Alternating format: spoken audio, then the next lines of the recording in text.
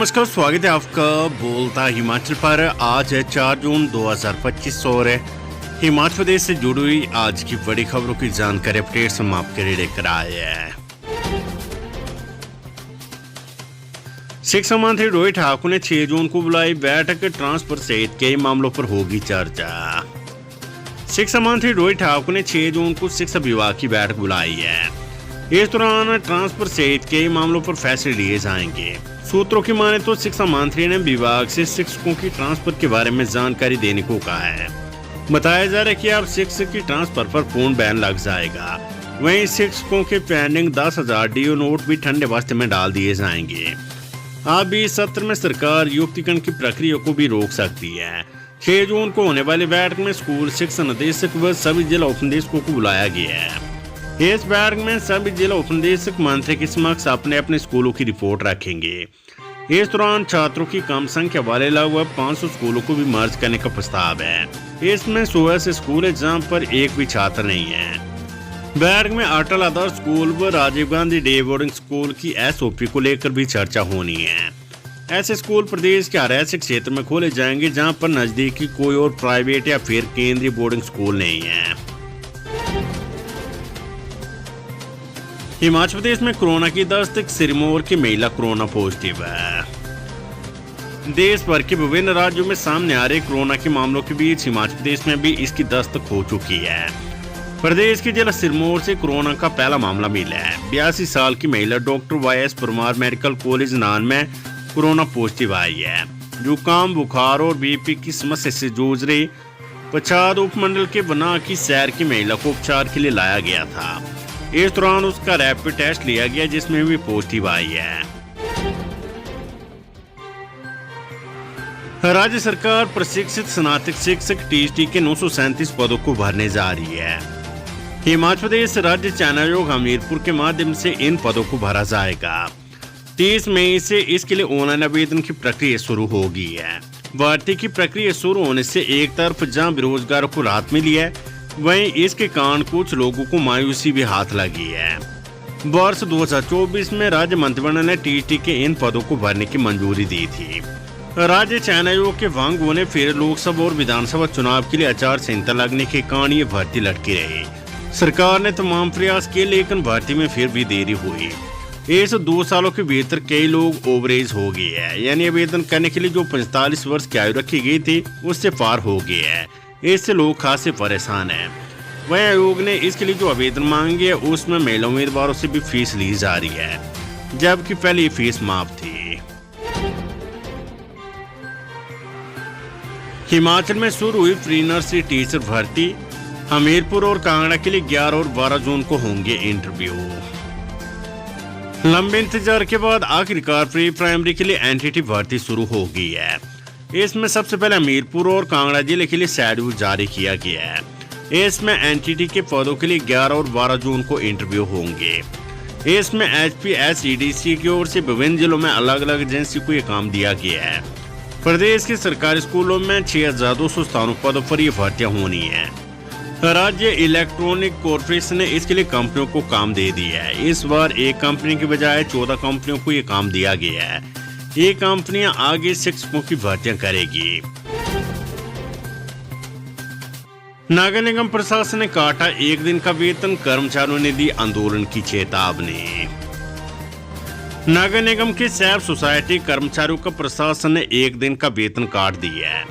पिछले महीने सैफ कर्मचारी काम छोड़कर हड़ताल पर चले गए थे। ऐसे में प्रशासन ने बिना सूचित किए काम पर नहीं आने पर सैफ कर्मचारियों की 1 दिन की एब्सेंट मार की है, जिस पर सैफ कर्मचारी भड़क गए हैं। इस मामले को लेकर सैफ कर्मचारी निगम आयुक्त भूपेंद्र अत्री से मिले और एब्सेंट नहीं लगाने की मांग की। इस पर प्रशासन ने अपने हाथ खड़े कर दिए है। प्रशासन का कहना है कि कर्मचारी काम पर नहीं आए और बिना सूचित किए हड़ताल पर चले गए थे। ऐसे में काम पर नहीं आने पर कर्मचारियों का 1 दिन का वेतन काटा गया है। निगम प्रशासन के इस फैसले से गुस्साए कर्मचारियों ने प्रशासन को दोबारा से आंदोलन की चेतावनी भी दी है।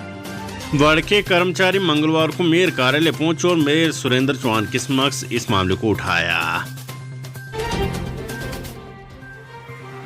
हिमाचल प्रदेश में अब लोगों को OTP से मिलेगा डिपो का राशन, आधार मशीनों की वैधता खत्म। हिमाचल प्रदेश के डिपो में राशन लेने की प्रक्रिया अब बदल जाएगी। उपभोक्ताओं को अब अंगूठा लगाने की बजाय मोबाइल पर आए OTP वन टाइम पासवर्ड से पहचान करनी होगी। ऐसा इसलिए किया जा रहा है क्योंकि सार्वजनिक वितरण प्रणाली PDS में इस्तेमाल हो रही आधार प्रमाणीकरण डिवाइस की वैधता खत्म हो चुकी है। खाद्य नागरिक आपूर्ति एवं उपभोक्ता मामले विभाग ने केंद्र सरकार को पत्र लिखकर इन मशीनों की वैधता बढ़ाने की मांग की है। यदि एक्सटेंशन नहीं मिली तो नई मशीनों की खरीद के लिए जल्द टेंडर प्रक्रिया शुरू की जाएगी।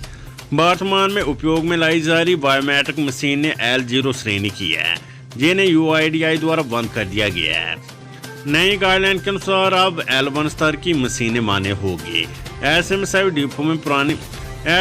डिपो में पुरानी मशीनों को हटाकर नई मशीनें लगानी होगी। जीरो एडमिशन वाले 103 स्कूल होंगे बंद। कम छात्र संख्या वाले 443 स्कूलों को मर्ज करने की तैयारी। हिमाचल प्रदेश में शिक्षा व्यवस्था को सुदृढ़ करने और संसाधनों का बेहतर उपयोग सुनिश्चित करने के लिए एक और कदम उठाया जा रहा है। राज्य शिक्षा निदेशालय ने उन स्कूलों के संबंध में एक विस्तृत प्रस्ताव तैयार किया है जहां छात्रों की संख्या बहुत कम है। इस प्रस्ताव को मंजूरी के लिए सरकार के पास भेजा गया और इसके लागू होने से राज्य की शिक्षा परिदृश्य में बड़े बदलाव देखने को मिलेंगे। शिक्षा निदेशालय के आंकड़ों के अनुसार 21 अप्रैल तक स्कूलों में दाखिलों के आधार पर यह पाया गया है कि जीरो एडमिशन वाले 103 स्कूल बंद किए जाएंगे। इनमें 72 प्राइमरी स्कूल, 28 मिडिल स्कूल और 3 हाई स्कूल शामिल है। प्रस्ताव में स्पष्ट रूप से सिफारिश की गई है कि इन स्कूलों को डीनोटिफाई करते हुए बंद कर देना चाहिए। ये कदम उन संसाधनों को बचाने में मदद करेगा जो इन निष्क्रिय स्कूलों के रखरखाव पर खर्च हो रहे हैं। जीरो एडमिशन वाले स्कूलों के अलावा 443 ऐसे स्कूल है जहां छात्रों की संख्या 10 या उससे कम है। इन स्कूलों को भी मर्ज करने की योजना है। प्रस्ताव के अनुसार इन स्कूलों को ऐसे स्कूलों में समायोजित किया जाएगा जहां अधिक छात्र हैं और 2 से 5 किलोमीटर के दायरे में आते हैं। इस तरह से छात्रों को बेहतर सुविधाएं और अधिक शिक्षण स्टाफ मिल पाएगा, जिससे उनकी शिक्षा गुणवत्ता में सुधार होगा। पेंशनरों का छल का दर्द, बुढ़ापे में दवाई और घर खर्च को मोहताज HRDC पेंशनर है। सरकारी नौकरी में 35 से 40 साल नौकरी करने के बाद HRDC से सेवानिवृत्त हुए पेंशनर आज पेंशन समय पर न मिलने के कारण दवाइयों और घर खर्च चलाने के लिए मोहताज हो गए हैं। पेंशन समय से न मिलने से प्रदेश के 8,500 पेंशनर परेशान हैं। कहानी है कि निगम के करीब 70% पेंशनर ऐसे जो पेंशन पर ही निर्भर है और विडम्बना ये कि मुख्यमंत्री और उप मुख्यमंत्री 2 वर्षों में करीब 10 से 12 बार मिलने के बाद भी पेंशन माह की पहली तारीख को मिलने को लेकर कोई कदम नहीं उठाया गया है। पिछले कई महीनों से पेंशन 16 से 21 तारीख के बीच मिल रही है। मुख्यमंत्री सुखविंदर शिमला से शिफ्ट होंगे कुछ और दफ्तर कांगड़ा में नहीं रहेगी विकास की कामें। मुख्यमंत्री सुखविंदर सिंह सुक्खू ने कहा है कि पावर कॉरपोरेशन के चीफ इंजीनियर बिमल नेगी की मौत के मामले में भी कुछ कहना नहीं चाहते हैं क्योंकि जांच CBI कर रही है। हालांकि जांच के लिए पहले गठित पुलिस SIT ने अच्छा काम किया है। उसकी रिपोर्ट हाईकोर्ट को सौंपी है, न कि सरकार को। भाजपा हर मुद्दे पर राजनीति कर रही है। उन्होंने कहा कि कुछ दफ्तर को शिमला से धर्मशाला शिफ्ट कर दिए और कुछ ऑफिस को आने वाले समय में शिफ्ट करेंगे। कांगड़ा के विकास में जो कमी रहेगी उसे आने वाले समय में पूरा किया जाएगा। वेब पोर्टल चलाने वाला कथित पत्रकार रंगे हाथों गिरफ्तार, मांगी थी 2 लाख रुपए और एक गाड़ी की रिश्वत।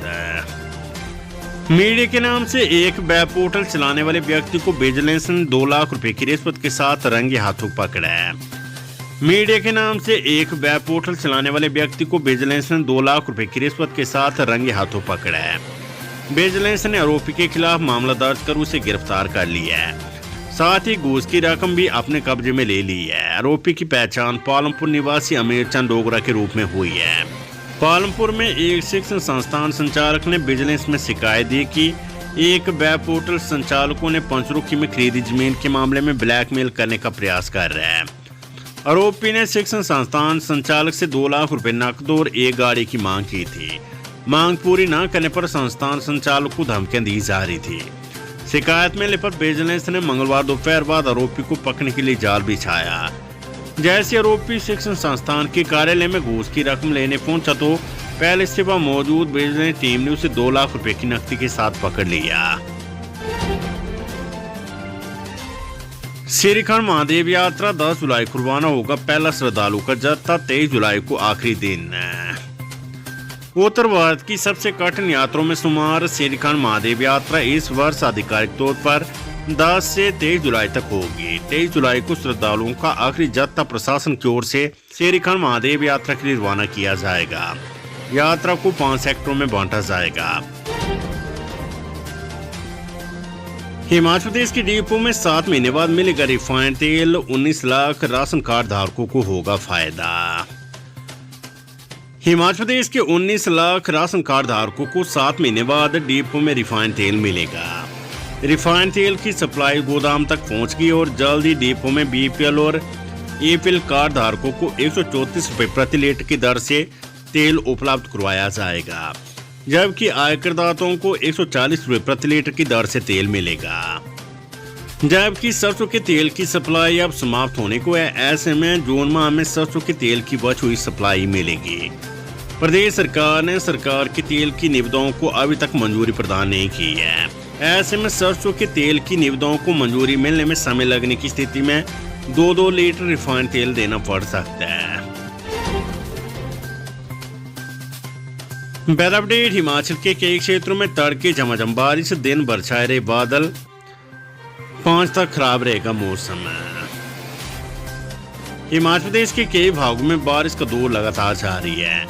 राजधानी शिमला सहित प्रदेश के कई भागों में मंगलवार तड़के बादल झमाझम बरसे। दिन के समय हल्के बादल छाए रहने के साथ धूप खिली। बुधवार और वीरवार को भी प्रदेश के कई क्षेत्रों में बारिश और अंधड़ का पूर्वानुमान है। हालांकि मैदानी जिलों में मौसम साफ रहने के साथ धूप खिली रहेगी। मौसम विज्ञान केंद्र शिमला ने 4 और 5 जून को कई क्षेत्रों में बारिश और अंधड़ की संभावना जताई है।